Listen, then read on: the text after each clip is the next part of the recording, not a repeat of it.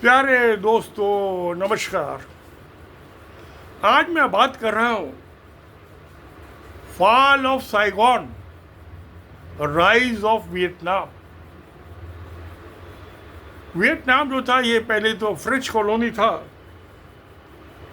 1858 India भी जब 1857 का गदर हुआ था तो ईस्ट इंडिया कंपनी से लेके ब्रिटिश एडमिनिस्ट्रेशन ने डायरेक्ट अपने एडमिनिस्ट्रेशन में ले लिया था।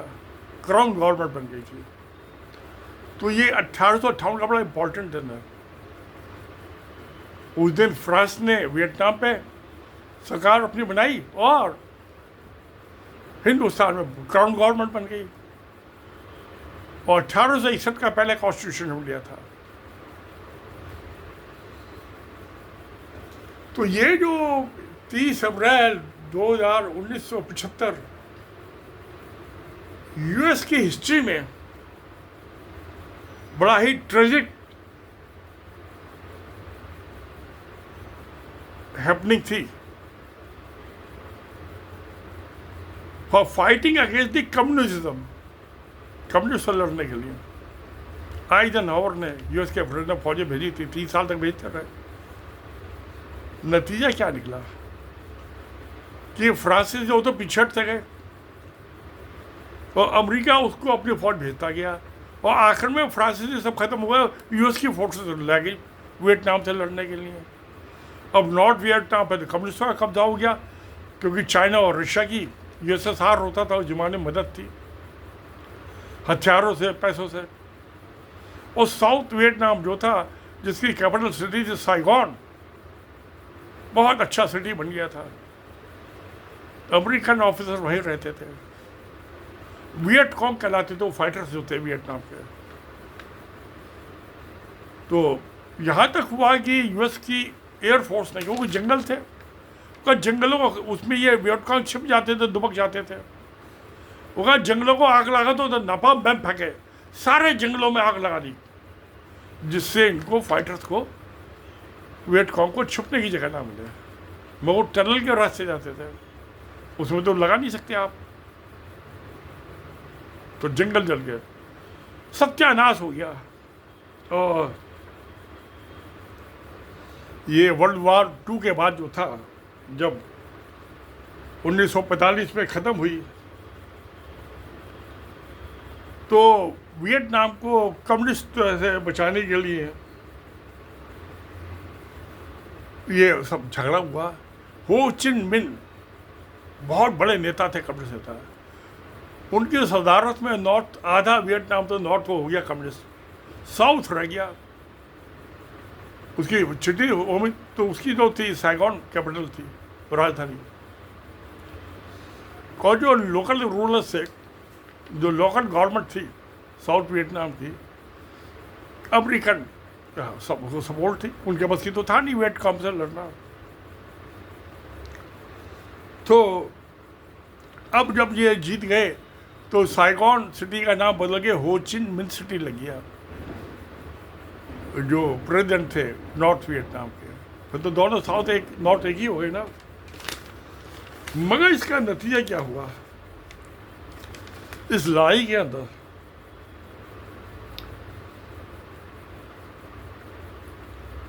5.5 लाख 5,50,000 अमेरिकन सोल्जर मारे गए और 3 लाख इंजर्ड हुए, जख्मी हुए। जब बॉडी बैग जाते थे यूएस फौजियों के, हल्ला मच जाता था यूएस में। पब्लिक नाराज हो गई गवर्नमेंट से। जब जॉनसन बने प्रेसिडेंट कैनेडी की मर्डर के बाद, वाइस प्रेसिडेंट थे ना, तो प्रेसिडेंट के मर्डर वाइस प्रेसिडेंट ऑटोमेटिकली वहाँ एलिवेट हो जाता है प्रेसिडेंट जॉनसन साहब। और इस लड़ाई में मरते तो दोनों तरफ से, जीतने वाले हारने वाले भी। अमेरिका के तो 5.5 लाख आदमी मरे, वियतनाम के 2 लाख आदमी मरे, यूएस के 3 लाख आदमी जख्मी हुए, वियतनाम के 10 लाख आदमी जख्मी हुए, मोर देन 3 टाइम्स। मैन और वुमेन का बैलेंस बिगड़ गया। आबादी छोटा सा कंट्री है, तकरीबन 30% पॉपुलेशन वियतनाम की मर गई लड़ाई में, 3 लाख, और 10 लाख जख्मी हुए। उसके बाद मामला यही नहीं सुलटा। जिस चाइना ने और रशिया ने मदद की थी लड़ने के लिए यूएस से, दोनों कम्युनिस्ट कंट्री थे, वो चाइना ने हमला कर दिया वियतनाम के ऊपर। वो वियतनामी तो बहुत लड़े, चीन से भी लड़े जिसने उनकी मदद की थी। उसमें भी कुछ वियतनामी मर, कुछ चाइनी, फिर चाइना ने विड्रॉ कर ली अपनी आर्मी। और उसके बाद जो था वियतनाम ने कंबोडिया पर हमला कर दिया। चीन ने वियतनाम पे किया, वियतनाम ने कंबोडिया पे हमला कर दिया चीन के वापिस आने के बाद। अब क्या ये तो बुद्धिस्ट था वियतनामी जैन, गौतम बुद्ध के भक्त। चीन भी बुद्धिस्ट है, लाओस भी बुद्धिस्ट है, कंबोडिया भी बुद्धिस्ट है। तो अहिंसा हत्या हुई, नतीजा क्या हुआ? अब उसके बाद अब 50 साल हो गए, 30 अप्रैल 2025 को बड़ा ह्यूमन सैक्रिफाइस, वायलेंस, छोटे छोटे 10-11 साल की बड़बड़ की, उसके नापाम बम से उसके सब कपड़े जल के नंगी भागती जा रही है। महिलाई, वो बड़ा फोटो उसका मशहूर है। वो फोटोग्राफर ने जो अमेरिका में पब्लिश हुआ, हाय हाय मच गई कि ये क्या कर रहा है यूएस। वो नंगी लड़की भाग रही थी सड़क के ऊपर, 11 साल की, उनके कपड़े तो जल गए नापाम बम की आग में। आज भी, और जिस फाइटर पायलट ने वो बम गिराया था, वो फिर लड़की बड़ी हो गई, वो यूएस चली गई। उससे मिलने गया था वो, जब वो यूएस में, वही लेके गया था वियतनाम से उसको। लड़की बड़ी हो गई, लेडी बन गई, और आज वो यूएस के सिटीजन है, वियतनाम की नहीं है। मगर ह्यूमन सैक्रिफाइस में economic success, Vietnam is economic success miracle.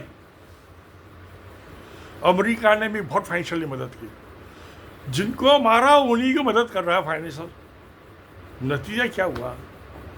आज वियतनाम जो है वर्ल्ड की 8वीं 9वीं बड़ी इकोनॉमी बन गया। एक छोटा सा कंट्री। तो प्यारे दोस्तों, ये सब क्यों होता है? प्यार मोहब्बत, यही तो जिंदगी का उद्देश्य है, इसी से तो खुशी मिलती है। मैं हिंदुस्तान और नकली जगह भारत का तो 10,000 साल में कोई नाम का कोई देश ही नहीं था दुनिया में। वो भरत जो था, वो जो था कालिदास, उसने अभिज्ञान शकुंतलम उपन्यास लिखा था। वो मध्य प्रदेश का भरत नाम का राजा का लड़का था। वो भरत के, वो उसके एक आदमी के नाम पे देश का नाम कैसे हो सकता है? मूर्खता की बात है। तो अभी क्या India that is Bharat, constitution के आर्टिकल 1 में लिखा हुआ है, कॉन्स्टिट्यूशन इंडिया के। पढ़िए आप, हमारा कॉन्स्टिट्यूशन बड़ा अच्छा कॉन्स्टिट्यूशन है। मैं तो कहीं पढ़ता रहता हूँ, आधे से ज़्यादा कॉन्स्टिट्यूशन मुझे मुँह जुबानी पता है। तो ये बात है। अब मैं देखता हूँ कि हिंदुस्तान क्यों नहीं तरक्की कर पाया। मुझे याद है कि 1960 इंडिया में मलेशिया, जो कि पहले तो मलाया अलग था, वो बना के वो मलेशिया बना। वहाँ 10वीं क्लास के 8वीं 10वीं के बच्चों को पढ़ाने के लिए टीचर नहीं थे। वो तंजानिया का था, तांगानिका जंजीबार को मिला के उसको एक बनाया। तो तांगानिका और जंजीबार, तंजानिया बोलते हैं उसको। वहाँ पे तो इंडिया में जो टीचर्स थे, सेंट्रल गवर्नमेंट को रिक्रूट करके 5 साल की डेपुटेशन पे भेजा था। वियतनाम, नेपाल, मलेशिया और भी कई कंट्री थे अफ्रीका के। 5 साल का डेपुटेशन पूरा करके जब वापस लौट के आए, उनको फिर रोजगार तो चाहिए। तो ये central board of secondary education 1965 में आया, उन टीचर्स को इसमें भर्ती किया गया और सेंट्रल स्कूल खोले गए। ये टीचर्स को भी पता नहीं होगा। मैं तो 80 साल का हो गया, मुझे मुँह जुबानी पता है सब चीज़ें। तो मैं इंजीनियर हूँ, इंजीनियर की मेमोरी बड़ी शार्प होती है। तो प्यारे तो भाई इंडिया की आज मलेशिया की इकोनॉमी, वियतनाम की इकोनॉमी और चाइना चाइना की तो बहुत ही ज़्यादा है, 6 टाइम्स ऑफ इंडिया GDP। ये क्यों तरक्की कर रहे हैं? क्योंकि उन्होंने गौतम बुद्ध का रास्ता अपनाया, प्यार मोहब्बत का, अमन शांति का, अहिंसा का। और यहाँ सनातन धर्म छोड़ के, हवन आहुति छोड़ के हिंदू बन गए, फारसी का शब्द अडॉप्ट कर लिया और मार रहे हमारे हिंदू मुसलमान, हिंदू मुसलमान, हिंदू मुसलमान। कोई तरक्की नहीं होने दे रही यार से पिछले 100 साल से, 75 साल से। हिंसा, हत्या, मस्जिद तोड़ो, कब्रिस्तान तोड़ो, शिवलिंग तोड़ो, उसमें यही काम हो रहा है, तरक्की कहाँ हो रही है? पिछले जो 2024-25 का बजट था, 37% ऑफ द एवरी मिनिस्ट्री वो खर्च हो गया मोदी का एडवर्टाइजमेंट देने में, सेंट्रल गवर्नमेंट का, स्टेट गवर्नमेंट का, जहाँ जब बीजेपी सरकार है। उस 37% उसमें लग गया, तो डेवलपमेंट के लिए पैसे कहाँ बचे? उस एडवर्टाइजमेंट अंधभक्त, जो जैसे मोदी खोपड़ी अकल का अंधा है, ऐसी अंधभक्त पैदा हुए मोदी के। मोदी मोदी मोदी मोदी, अरे कुछ काम भी तो कर लो, कुछ दे तो दे हिंदुओं को। जो सनातन धर्मियों को तो तू मत दे, हिंदुओं को तो दे दे। जो मोदी मोदी मोदी कर रहे हैं 24 घंटे, अंधे ने अकल की, अंधे ने अकल की अंधे पैदा कर दिए। 37% बजट का 20% एम्प्लॉइज का खर्चा हो जाता, 57%। तो डेवलपमेंट के लिए पैसा कहाँ बचा? इसने हिंदुस्तान की इकोनॉमी खड्डे में घुस गई। और ये छोटे छोटे मुल्क, 50 साल में वियतनाम की इकोनॉमी वर्ल्ड की 8th इकोनॉमी बन गई, छोटे से कंट्री के। मलेशिया, तंजानिया तो अभी इतना नहीं हो पाया। तो प्यारे दोस्तों, इस RSS ने की हिंदू मुसलमान की अच्छा, हम मुसलमान को मारते भी तो नहीं है। वहाँ उन्होंने 3 लाख आदमी मर गए, 10 लाख जख्मी हो गए। यहाँ तो 3 लाख या 30 लाख मुसलमान नहीं मार रहे। मारना किसी को से कि हिंदू खतरे में, मुसलमान को खा जाएंगे। कहीं दंगा करा दो, कहीं पुलवामा में करा दिया, कहीं पहलगांव में करा दिया, मरवा दिए हिंदू कि भैया ये मार देंगे मुसलमान, तो वोट हमें दो। कहानी वोट की है।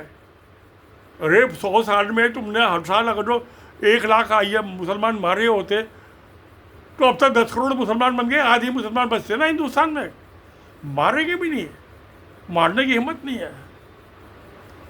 पैसा दे दो हमें, वोट दे दो, बस, और कुछ नहीं। हिंदू मुसलमान वोट।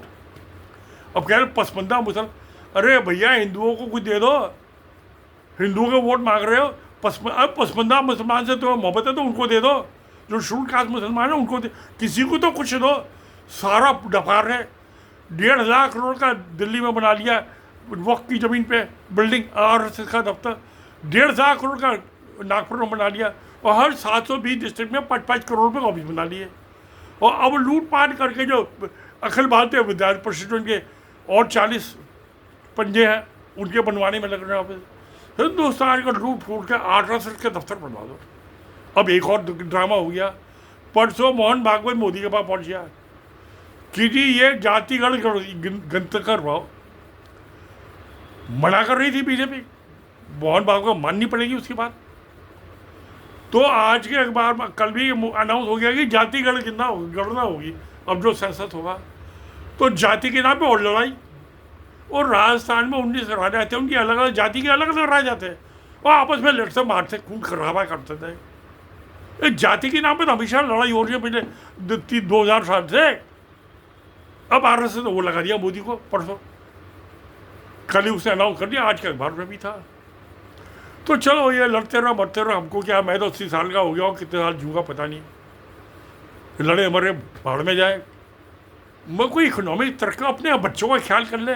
पढ़ने के लिए बच्चे US जा रहे हैं, जॉब मिलने रहे, कि हिंदू मुसलमान के चक्कर में डेवलपमेंट नहीं हो रहा, इकोनॉमिक डेवलपमेंट हो नहीं रहा। और हिंदुस्तान में बाहर जाओ, उनको वहाँ पे भी दंगे फसाद कराने शुरू कर दिए।